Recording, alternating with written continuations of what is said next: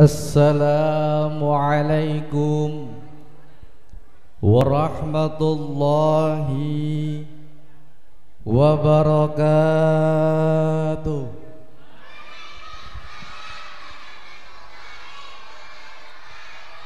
Biridallahi ta'ala wa biridallah nabiyina Muhammad sallallahu alaihi wasallam wa bi barakati alim wal ulama lahumul Fatihah. Alhamdulillah Ar-Rahman Ar-Rahim. Iyyaka na'budu shiratal ladzina. Bismillahirrahmanirrahim.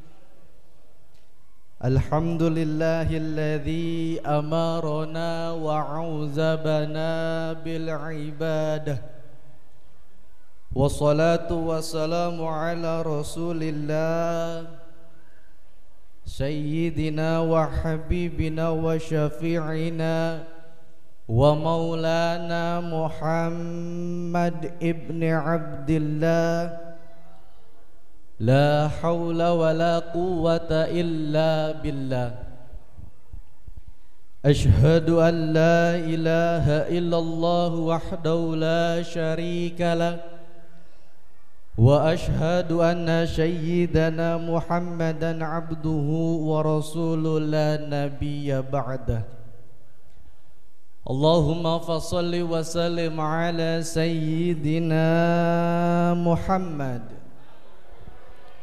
wa ala alihi wa ashabihi wa barik wa sallim ajma'ina, amma ba'd.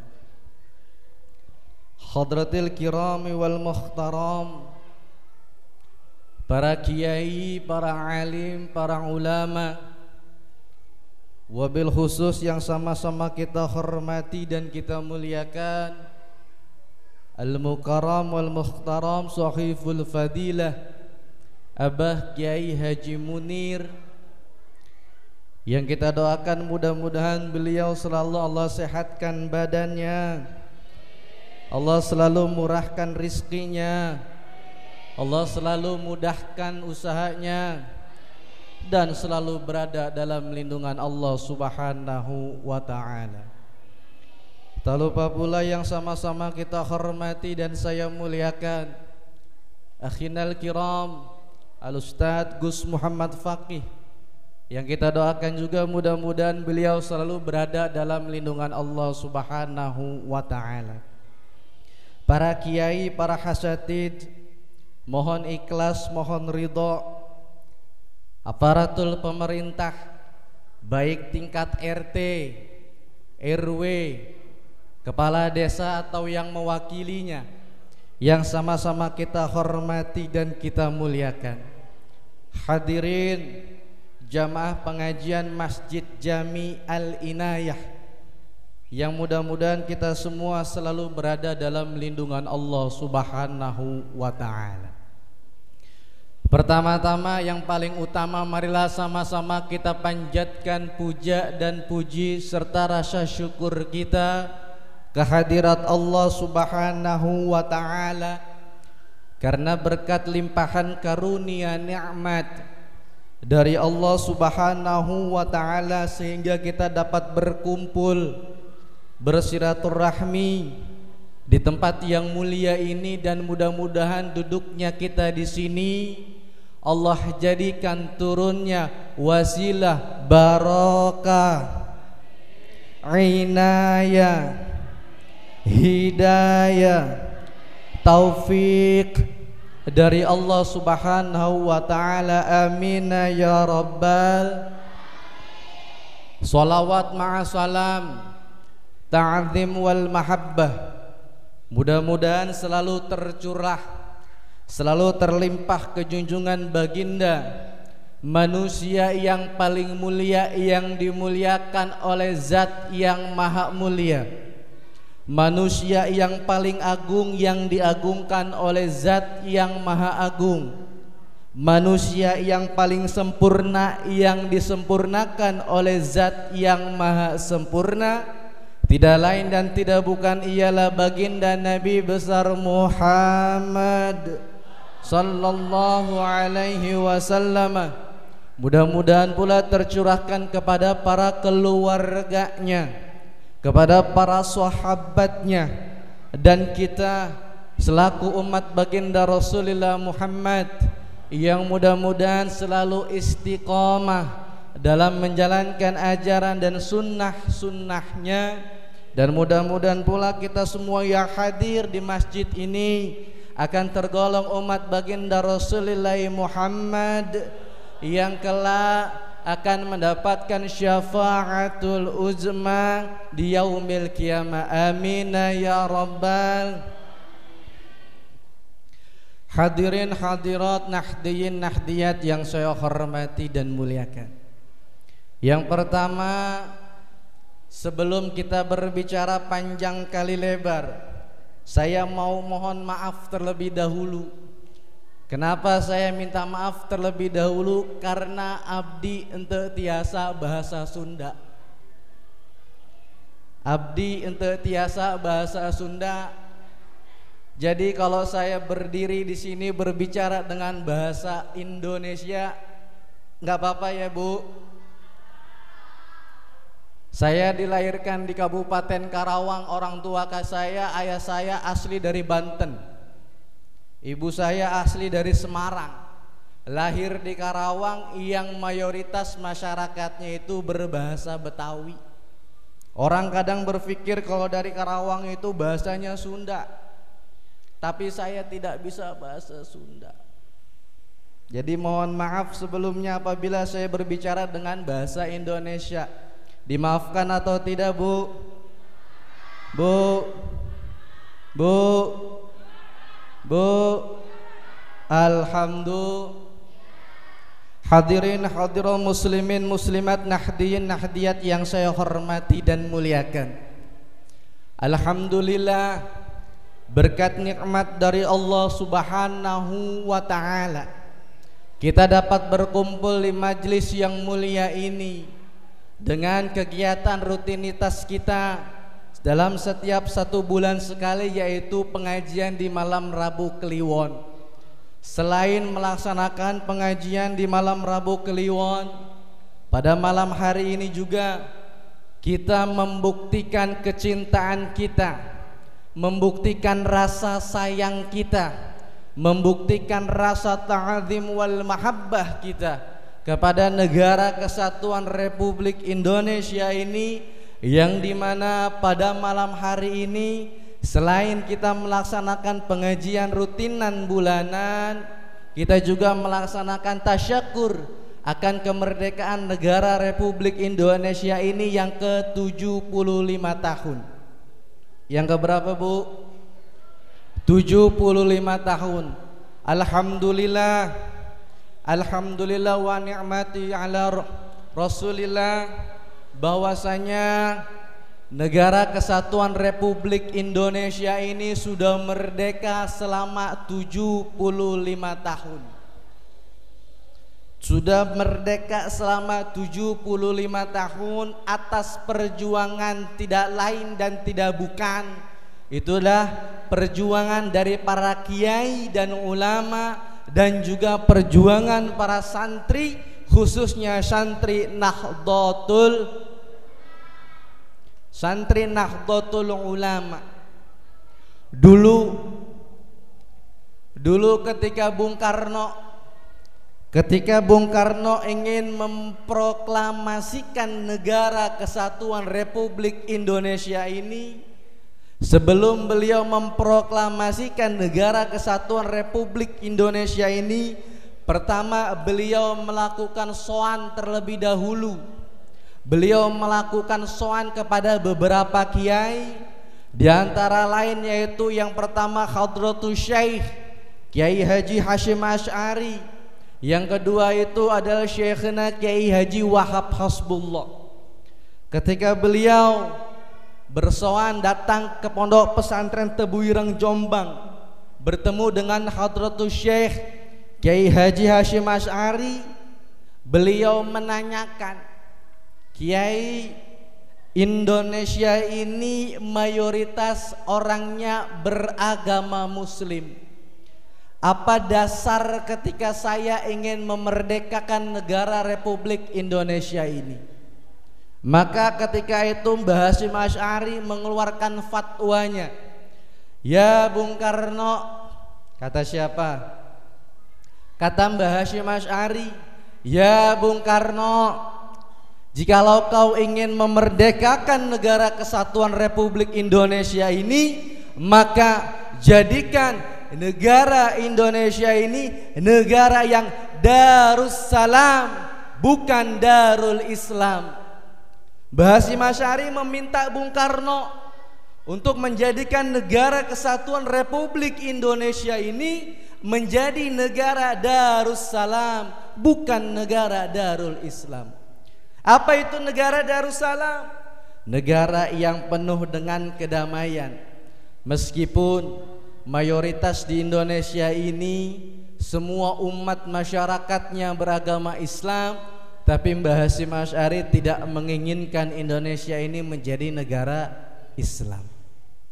Beliau menginginkan Indonesia ini menjadi negara yang damai, negara yang aman. Dan alhamdulillah, meskipun banyak sekali orang-orang yang ingin menghancurkan negara Indonesia ini, tetapi dengan dasar asas negara Darussalam yang dikeluarkan oleh Mbah Hasyim Asy'ari, maka Indonesia sampai HUT yang ke-75 tahun ini alhamdulillah masih aman, damai dan tentram. Alhamdulillah.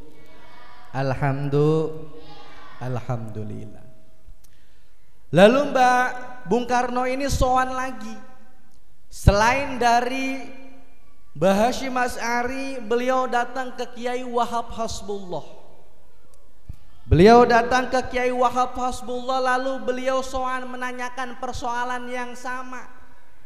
Tetapi Mbah Wahab Hasbullah pada saat itu berbicara kepada Bung Karno, ya Bung Karno, apa yang telah didapat oleh engkau ketika engkau datang ke Hadratus Syekh Kiai Haji Hasyim Asy'ari? Bung Karno menjawab bahwasanya Hadratus Syekh Kiai Haji Hasyim Asy'ari ini menginginkan Indonesia ini menjadi negara Darussalam, bukan negara Darul Islam. Lalu Mbah Wahab Hasbullah pada saat itu langsung mengiyakan apa yang telah dikatakan oleh Hadratus Syekh Kiai Haji Hasyim Asy'ari. Dari zaman bahla, ngerti zaman bahla? Bahla itu bahasa Taiwan. Bahla itu bahasa Taiwan. Taiwan itu sebelah sananya Cina.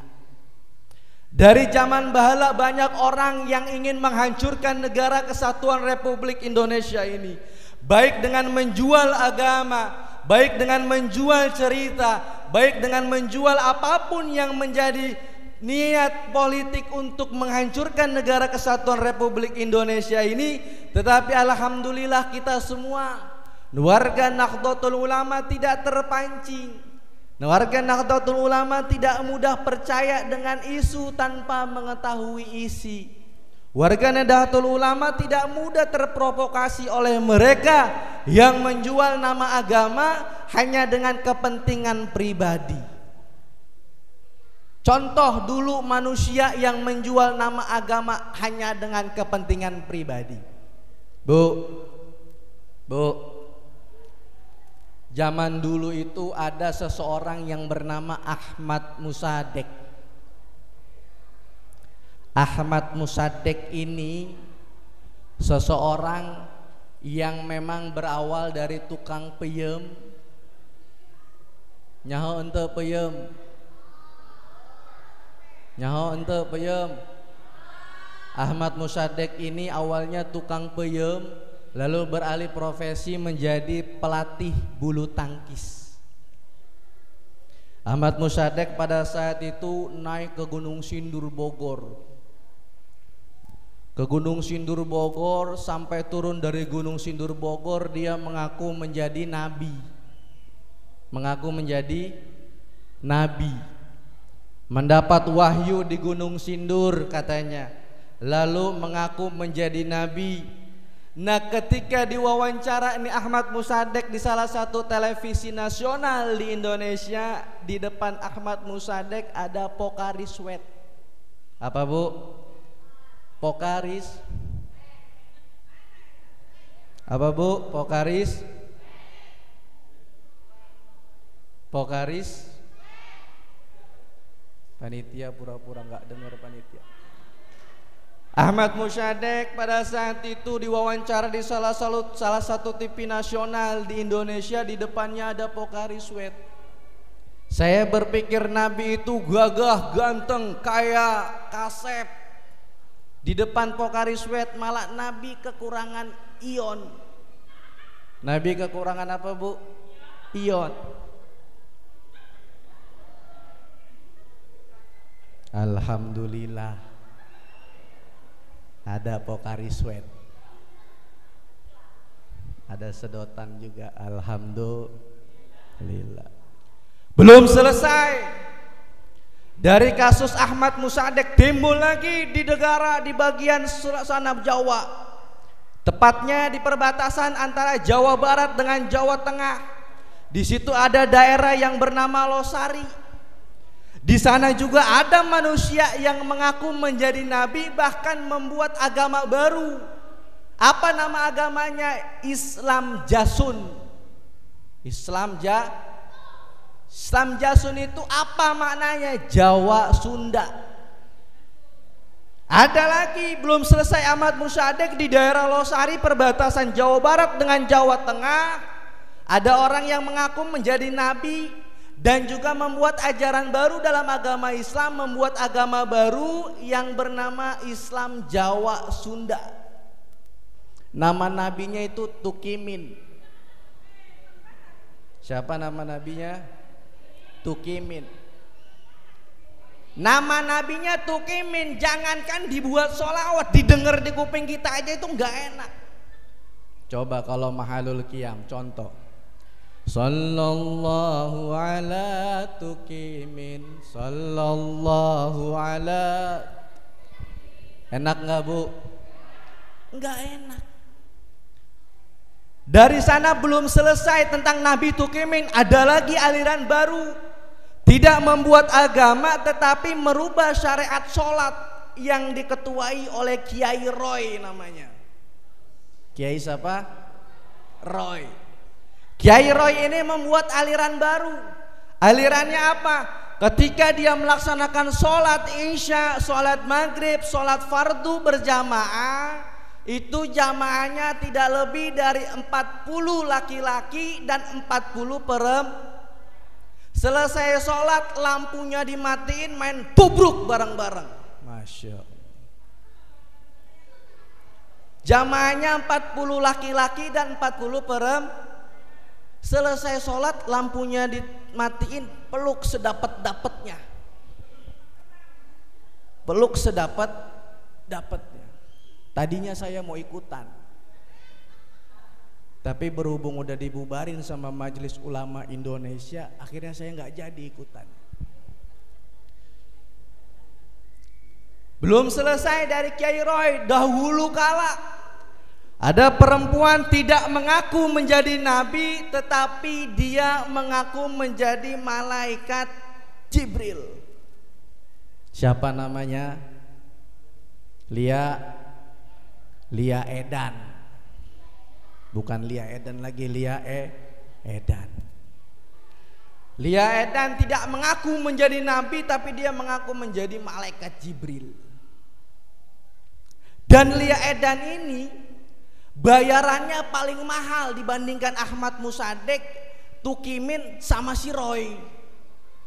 Ahmad Mossadegh dibayar oleh LSM Saudi, LSM Yahudi itu 200 miliar. Cuma disuruh mengaku menjadi nabi. Lia Edan ini dibayar 250 miliar untuk mengaku menjadi malaikat Jibril. Ketika diwawancara, Lia Edan ini diikutin oleh wartawan. Gak taunya ini Lia Edan masuk ke salah satu supermarket. Malaikat Jibril belanja. Ketika disorot, mohon maaf, ternyata malaikat Jibril lagi milik utang. Bayangin kalau di dalam Al-Quran sayap malaikat Jibril ini sebesar langit, sayap malaikat Jibril ini lapisan dunia. Bagaimana mereka adalah orang-orang yang tidak bertanggung jawab, mengaku-mengaku dengan menjual agama hanya untuk menghancurkan Indonesia, khususnya umat Islam yang ada di Indonesia. Lalu di zaman modernisasi seperti ini, mereka tidak mengaku menjadi nabi, mereka tidak membuat agama baru, mereka tidak mengaku menjadi malaikat, tetapi mereka melakukan doktrin-doktrin keras, baik melalui media sosial ataupun dengan secara langsung, menjual nama agama, menginginkan agama menjadi negara Islam Indonesia, menginginkan Indonesia menjadi negara Islam, tetapi dengan dasar mengkafirkan orang lain, dengan dasar membid'ah-bid'ahkan ibadahnya orang lain, maka orang itu tidak lain dan tidak bukan, mereka juga sama mempunyai niat ingin menghancurkan Islam yang ada di Indonesia. Islam di Indonesia ini Islam yang paling enak, Bu. Islam yang paling enak. Kenapa saya katakan Islam yang paling enak? Islam di Indonesia ini ada agama kewajiban sunnah yang enaknya pakai bahasa apa saja ada. Ada juga kewajiban sunnah yang dilakukan hanya menggunakan bahasa Arab saja ada. Ada juga yang hanya enak menggunakan bahasa Indonesia aja ada. Contoh yang enak menggunakan bahasa apa saja yaitu tembang solawatan. Apa, Bu? Tembang solawatan. Kalau kata orang Subang, ayo rencang-rencang, urang seneng ibadah, urang seneng ibadah, jaminannya surga, urang seneng ibadah, jaminannya surga, kata orang Sunda. Dari Sunda kita terbang lagi ke daerah Jawa, Solo. Kalau kata orang Solo gimana? Ayo konco-konco, kita seneng ibadah, wong seneng ibadah, jaminannya surga, wong seneng ibadah, jaminannya surga, kata orang Jawa. Dari Jawa kita ke daerah Jakarta. Di daerah Jakarta orang Betawi sholawatannya beda lagi. Ayo kawan-kawan, kita seneng ibadah, orang seneng ibadah, jaminannya surga, orang seneng ibadah, jaminannya surga. Sholli wa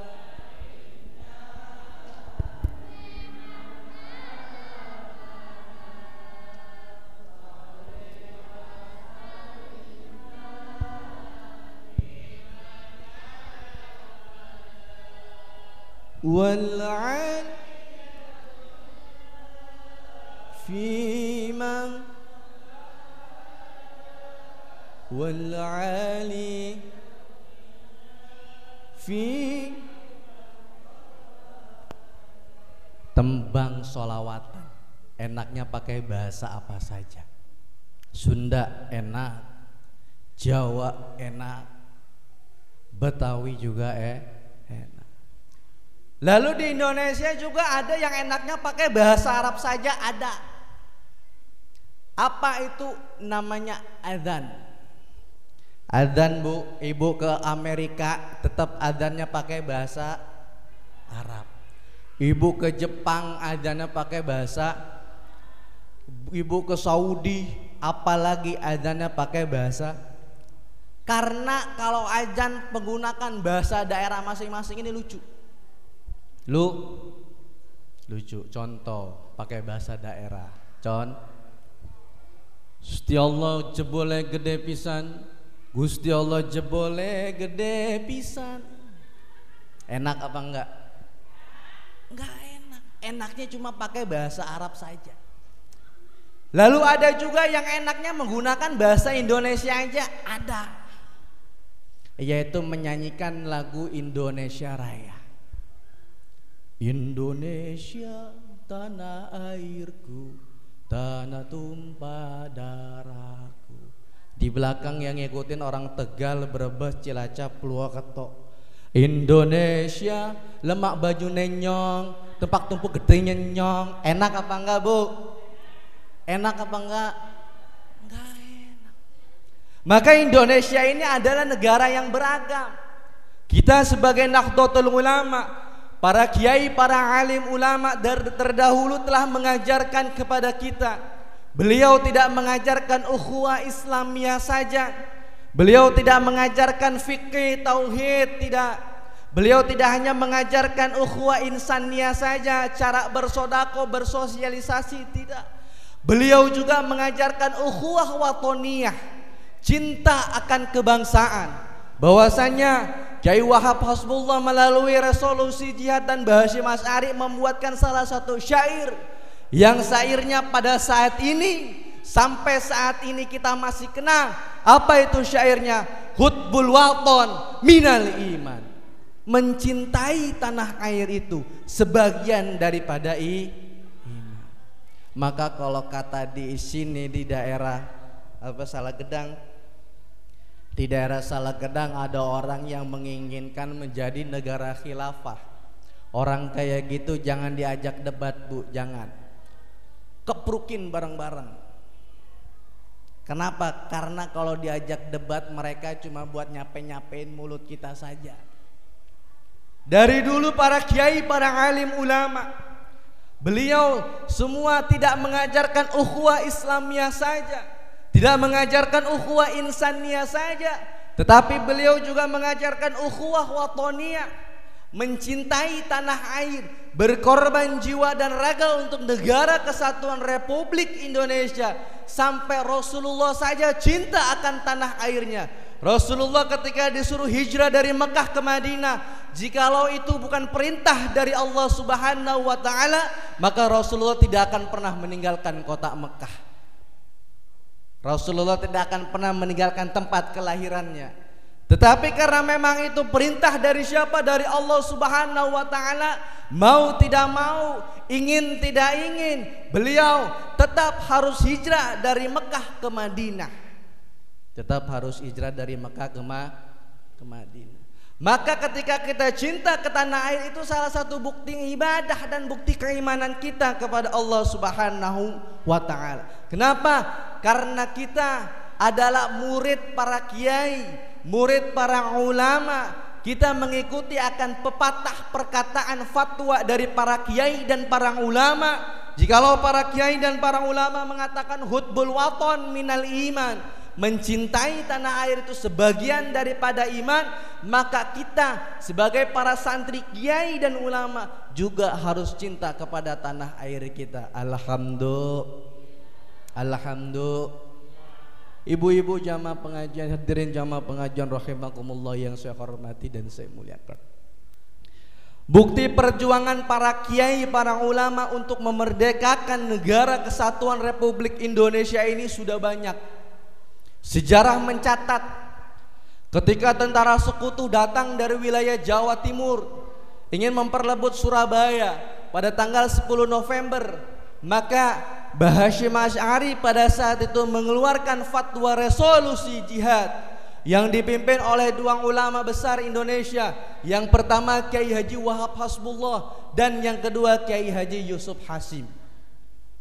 Ketika beliau ingin melakukan resolusi jihad, para santri, para kiai dan masyarakat se-Jawa dan Madura berkumpul di Surabaya pada saat itu. Untuk apa? Untuk melawan tentara sekutu yang ingin merebut lagi negara kesatuan Republik Indonesia ini.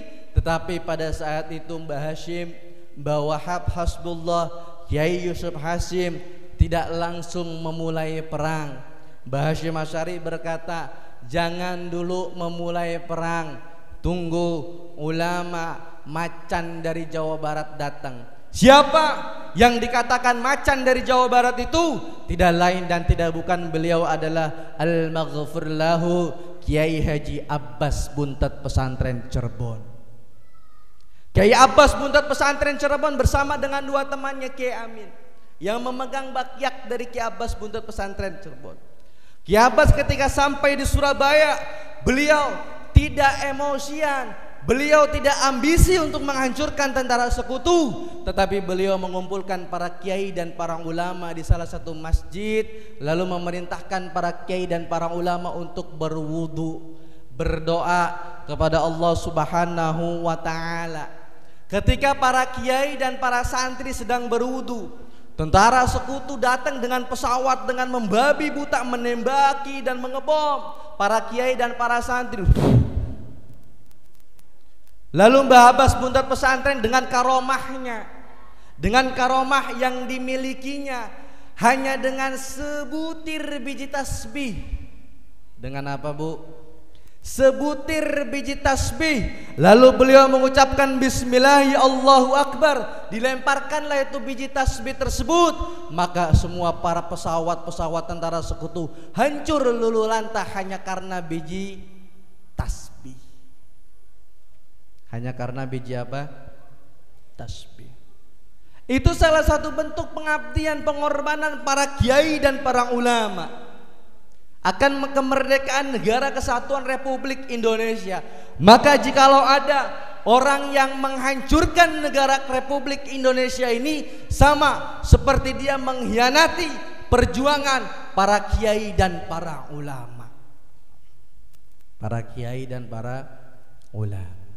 Kenapa?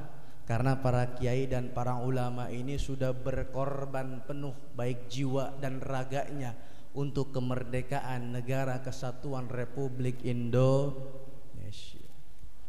Sampai pada HUT yang ke-75 tahun ini, kita semua berkat para perjuangan para kiai dan para ulama, kita semua alhamdulillah masih hidup damai, tentram, masih hidup tenang senang, masih hidup dengan damai, masih hidup dengan ukhuwah Islamiyah, ukhuwah insaniyah dan ukhuwah watoniyah yang sempurna. Maka itu juga menjadikan bukti bahwasanya kita cinta kepada para kiai dan para ulama. Mereka yang menjual agama Islam dengan mengobat-ngabitkan bendera la ilaha illallah, yang dikatakan itu bendera Rasulullah. Bukan, itu bukan bendera Rasulullah, melainkan itu bendera yang sudah dilarang oleh kerajaan Saudi Arabia, tetapi masih bisa masuk ke negara kesatuan Republik Indo. Bahwasanya la ilaha illallah tidak hanya dikobat-kabit di bendera saja, la ilaha illallah tidak hanya ditempel di poster, di spanduk saja, tetapi kalimat la ilaha illallah harus kita tanamkan di dalam hati, harus kita amalkan dengan lisan, harus kita buktikan dengan perbuatan. Bahwasanya keimanan kita dengan kalimat la ilaha illallah sempurna hanya ada di dalam hati, bukan di bendera. Bukan di mana? Dia pakai itu udang-udang la ilaha illallah, lalu dia masuk ke WC. Dia pakai udang-udang la ilaha illallah, dia masuk ke WC. Di WC dia kencingnya berdiri. Dia kencingnya berdiri. Itu bukan mencerminkan keimanan terhadap la ilaha illallah. Kita Nahdlatul Ulama telah diajarkan bahwasanya kalimat la ilaha illallah adalah kunci dari yang namanya surga. Di dalam Al-Barzanji juga telah dikatakan miftahul jannah la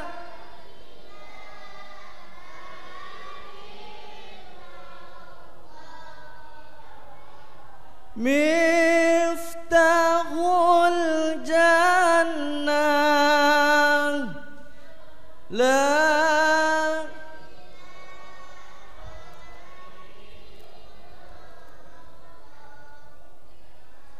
la ilaha il Muhammadur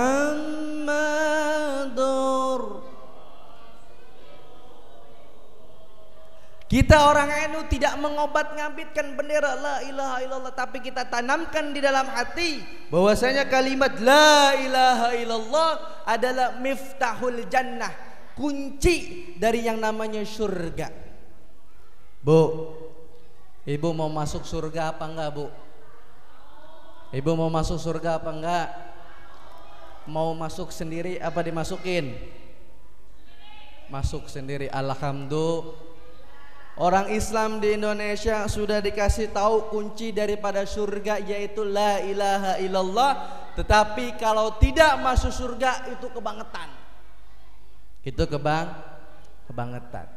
Sampai ulama Indonesia aja, Nahdlatul Ulama itu ada yang namanya talqin. Talqin itu adalah salah satu bukti utlubul ilmi ilal lahdi minal. Tuntutlah ilmu mulai dari ayunan ibu sampai masuk ke liang lahat. Maka orang yang ditalkin bentuk dari mereka masih bertolabul ilmi. Agar kenapa? Agar tidak salah ketika ditanya oleh malaikat. Ketika dia meninggal dunia ditanya oleh malaikat, man rabbuka man nabiyuka ma imamuka ma qiblatuka ma ikhwanuka. Orang NU mah udah diajarin. Kata kiainya, kalau ditanya sama malaikat jawab raditu billahi rabba wa bil islami dina wa bi muhammadin nabiyya wa rasula wa bi qur'ani imama wa bi ka'bati qiblata wa bi muslimina wal muslimat ikhwana. Itu sudah diajarkan. Maka orang Islam Indonesia kalau sudah dikasih tahu kunci surga tapi tidak masuk ke dalam surga itu kebangetan. Kebangetan. Lalu caranya bagaimana ketika kita ingin masuk ke dalam surga? Ingin masuk ke dalam surga bukan dengan mengobat-ngabitkan bendera la ilaha illallah, tapi tanamkan dalam hati bahwasanya kalimat la ilaha illallah itu menjadi kunci keimanan kita kepada Allah Subhanahu wa ta'ala. Maka barang siapa yang menanamkan keimanan la ilaha illallah lalu diamalkan dengan melalui lisan, berzikir sebanyak-banyaknya mengucapkan kalimat la ilaha illallah, maka orang tersebut insya Allah karena sering mengucapkan kalimat la ilaha illallah yadkhulul jannah, akan masuk ke dalam. Kenapa? Karena afdhalul dzikri fa'lam annahu, yang paling afdol ketika berzikir itu dengan mengucapkan kalimat la ilaha illallah. Dan itulah salah satu bentuk keimanan kita kepada Allah Subhanahu wa ta'ala. Maka jikalau kita ingin masuk ke dalam surga harus beriman kepada Allah Subhanahu wa ta'ala. Beriman dengan semaksimal mungkin, menjalankan apa yang telah diperintahkannya dengan semaksimal mungkin, meninggalkan apa yang telah dilarangnya. Jangan seperti orang di kampung saya, Pak. Orang di kampung saya STMJ. Apa STMJ? Sholat terus maksiat. Sholat terus maksiat. Orang di kampung saya itu STMJ, sholat terus maksiat jalan. Ketika duduk di masjid berkumpul, duduk ikut di masjid berkumpul. Ketika ada dangdut, dia nyawer dangdut juga, joget di atas panggung. Itu namanya orang yang STMJ, sholat terus maksiat. Yang ditakutkan apa? Takut ini malaikat Israel nyabut ketika dia lagi di masjid, apalagi di dangdut, itu doang. Kalau tiba-tiba dia dicabut lagi duduk di masjid, maka husnul khatimah. Tapi kalau dicabut lagi nyawer dangdut, dia lagi joget, dicabut tuh sama malaikat Israel, itu namanya bukan husnul khatimah tapi su'ul khatimah. Dengan berusaha semaksimal mungkin melakukan kewajiban dan menjauhkan larangannya, dengan semaksimal mungkin menjalankan apa yang telah benar-benar diperintahkan oleh Allah Subhanahu wa ta'ala, dengan melaksanakan ibadah sholat, puasa, zakat, dan pergi haji ke Baitullah semata-mata karena Allah Subhanahu wa ta'ala, bukan karena apa-apa tapi karena Allah Subhanahu wa ta'ala. Lalu juga keimanan kita harus kita buktikan baik kepada Allah ataupun kepada Rasulullah, dengan selalu bersolawat kepada baginda Nabi besar Muhammad sallallahu alaihi wasallam. Bersolawat semata-mata orang yang membaca solawat adalah orang yang memperkenalkan diri kita kepada Rasulullah. Maka ketika kita sudah memperkenalkan diri kita kepada Rasulullah, Rasulullah akan kenal kepada kita. Ketika Rasulullah sudah kenal kepada kita, nanti di yaumil kiamah Rasulullah nggak susah-susah nyari orang salah gedang. No, dia no. Orang salah gedang kata Rasulullah, bawa ke sini. Dulu dia pernah ngikut sholawatan di Masjid Jami Al-Inayah, maka gua berikan syafaat. Kata siapa? Kata Rasulullah. Lalu juga keimanan kita tidak hanya sampai di situ. Allah membutuhkan bukti keimanan kita, baik keimanan dalam melaksanakan ibadah dan keimanan dalam melaksanakan sholawat kepada Rasulullah. Tetapi ada hal yang paling penting, bahwasanya sholawat itu adalah bukti cinta kita. Sholawat itu adalah bukti ta'adzim kita kepada baginda Rasulullah Muhammad sallallahu alaihi. Saking sayangnya Rasulullah kepada kita, ketika Rasulullah ingin dicabut tuh nyawanya oleh malaikat Israil dan malaikat Jibril alaihissalam, Rasul ketika lagi terbaring sakit di kamar istri tercintanya Sayyidatina Aisyah radhiyallahu anha, ada dua orang pemuda yang mengetuk-ngetuk pintu. Lalu ketika itu Rasulullah memerintahkan Aisyah untuk membuka pintu, dan ada dua orang pemuda. Lalu dua orang pemuda ini menanyakan, di mana Rasulullah? Aisyah menjawab, ketika itu kata Aisyah radhiyallahu anha, Rasul sedang berbaring sakit. Maka pada saat itu Rasul memanggil Aisyah radhiyallahu anha. Apa kata Rasulullah? Ya Aisyah, ya Humairah, biarkan dua orang pemuda itu masuk. Masuklah dua orang pemuda ini. Lalu Rasul berpesan kepada Sayyidatina Aisyah radhiyallahu anha bahwasanya dua orang pemuda ini adalah malaikat Jibril dan malaikat Israil. Tanda-tanda bahwasanya Rasulullah akan dipanggil oleh Allah Subhanahu wa ta'ala. Ketika di hadapan Rasul di sebelah kiri malaikat Israil, di sebelah kanan malaikat Jibril. Rasul bertanya, apa kehendakmu datang kemari ya malaikat Jibril wal Israil? Jibril menjawab, ya Rasulullah, bahwasanya aku dan Israil datang ke sini untuk menyambut nyawamu atas dasar perintah dari Allah Subhanahu wa ta'ala. Lalu Rasul menjawab, apa kehendaknya Allah mencabut nyawaku, dan apa jaminan Allah terhadap aku? Kata siapa? Kata Rasulullah. Lalu Jibril naik lagi nih ke Sidratul Muntaha bertemu dengan Allah. Allah mengeluarkan dalam hadis dhaifnya bahwasanya kata Allah Subhanahu wa ta'ala, aku haramkan surga untuk para nabi-nabi yang lain sebelum engkau wahai Muhammad masuk ke dalam surga terlebih dahulu. Lalu Rasul itu bertanya lagi, lalu bagaimana dengan umatku ya Allah?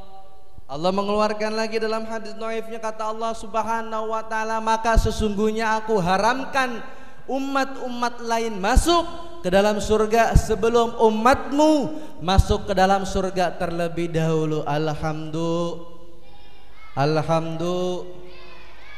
Maka itulah bukti kecintaan Rasulullah kepada kita umatnya. Maka ketika dicabut dari mulai kaki sampai ke lutut, Rasulullah menjerit karena saking sakitnya nyawa dicabut oleh malaikat Israil alaihi salatu wassalam. Ketika sampai di pusar, Rasul berkata, ya Israil, apakah ini yang akan dirasakan oleh umatku nanti? Israil menjawab, ya Rasulullah, iya, ini yang akan dirasakan oleh umatmu nanti. Bahkan umatmu akan merasakan yang paling sakit dibandingkan ini ya Rasulullah. Apa kata Rasulullah? Ya Israil, kumpulkan rasa sakit itu kepadaku, agar nanti umatku ketika dicabut nyawanya tidak merasakan sakit seperti ini. Masya Allah, itu bentuk kecintaan Rasulullah kepada kita. Ketika Rasulullah dicabut nyawanya sampai ke tenggorokan. Nyawanya sampai di mana? Di tenggorokan. Rasul tidak menyebut putrinya Fatimah Zahra. Rasul tidak menyebut istrinya Sayyidatina Aisyah radhiyallahu anha. Rasul tidak menyebut para sahabat Abu Bakar, Umar, Utsman dan Ali karamallahu wajha. Rasul tidak menyebut cucunya Sayyidina Hasan wal Husain. Tapi yang Rasul sebut adalah kita umatnya. Apa kata Rasulullah? Ummati, ummati, ummati. Lalu Rasulullah berwasiat kepada kita as-shalah, as-shalah, as-shalah. Saking cintanya Rasul kepada kita, Bu. Saya juga tahu di sini nih, di Salagedang banyak orang yang kalau mau meninggal ngumpulin tuh anak-anaknya. Roh, mat, nap, kumpul, kumpul. Ini kayaknya Babe udah gak kuat lagi. Babe mau pesannya sama lo pade. Itu ruko yang 3 pintu di pinggir jalan jangan lo jual. Lah emang kenapa Be? Punya Cina, masa lo mau jual? Banyak di Salagedang juga orang yang seperti itu. Tapi cara kita membuktikan cinta kepada Rasulullah itu mudah, Bu. Dengan menjalankan apapun yang menjadi sunnahnya, baik sunnah yang dikatakan oleh Rasulullah ataupun sunnah dalam perbuatan yang diajarkan oleh Rasulullah melalui sahabat turun ke tabi'in, tabi'in turun ke tabi'in sampai kepada ulama dan ulama menurunkan itu kepada kita.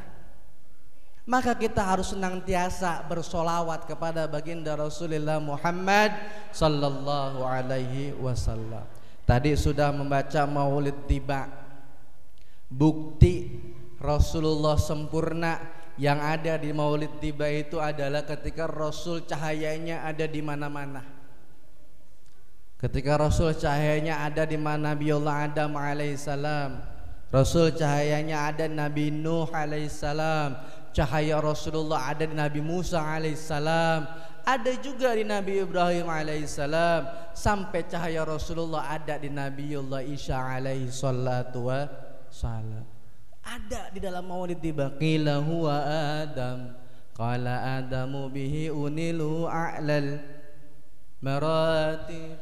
Itu salah satu bentuk cahaya Rasulullah itu ada dalam diri Nabiullah Adam alaihi salatu wassalam. Lalu juga jauh sebelum Al-Quran dikirimkan oleh Allah melalui malaikat Jibril kepada Rasulullah, di dalam Maulid Tiba sudah dijelaskan ada seorang yang memang hafal bahkan khatam betul dengan kitab Taurat. Lalu kitab Taurat ini ada selembaran di dalam kitab Taurat yang dirobek lalu disimpan di dalam peti. Nah ketika ini si Atta namanya yang menyimpan robekan kitab Taurat ini di dalam peti ini, apa? Ketika si Atta ini sudah meninggal, Atta ibni Yasar ini sudah meninggal dunia, maka ketika dibuka itu peti, isinya akan lahir seorang pemimpin, seorang nabi yang mauliduhu bi Makkah wa hijratuhu bil Madinah wa sultanuhu bis Sam. Akan lahir seorang pemimpin, seorang nabi yang lahirnya di kota Mekah, hijrahnya ke kota Madinah, dan kepemimpinannya itu sampai ke kota Syam. Jelas terdapat di dalam kitab Ad-Diba. Membaca Diba juga bentuk dari cinta kita kepada Rasulullah Muhammad sallallahu alaihi wasallam. Maka mangga sarang-sarang kita buktikan keimanan kita kepada Allah Subhanahu wa taala. Kita buktikan keimanan kita kepada Rasulullah Muhammad sallallahu alaihi wasallam. Kita buktikan keimanan kita kepada Negara Kesatuan Republik Indonesia ini, bahwasanya para kiai dan para ulama terdahulu telah mencetuskan hutbul waton minal iman, mencintai tanah air ini sebagian daripada iman. Alhamdulillah. Hadirin hadirat muslimin muslimat, nahdiin nahdiyat yang saya hormati. Mungkin pada kesempatan malam hari ini cuma sampai di sini nih yang dapat saya sampaikan. Kurang lebihnya saya mohon maaf Apabila ada salah-salah kata, tutur ucapan yang kurang berkenan, yang kurang sopan, mohon dibukakan pintu maaf yang sebesar-besarnya. Karena saya hanyalah seorang muta'alim, saya hanyalah seorang yang dalam menuntut ilmu. Maka mohon ikhlas, mohon ridho apabila ada ucapan, tutur kata, sikap yang kurang berkenan di hati hadirin jamaah sekalian. Mohon dibukakan pintu maaf yang sebesar-besarnya. Dimaafin atau enggak, Bu? Alhamdulillah. Maka jalan-jalan ke kota Bogor, mampir ke kota Subang. Sekian dari saya. Wallahul muwaffiq illa aqwamit thariq. Wassalamualaikum warahmatullahi wabarakatuh.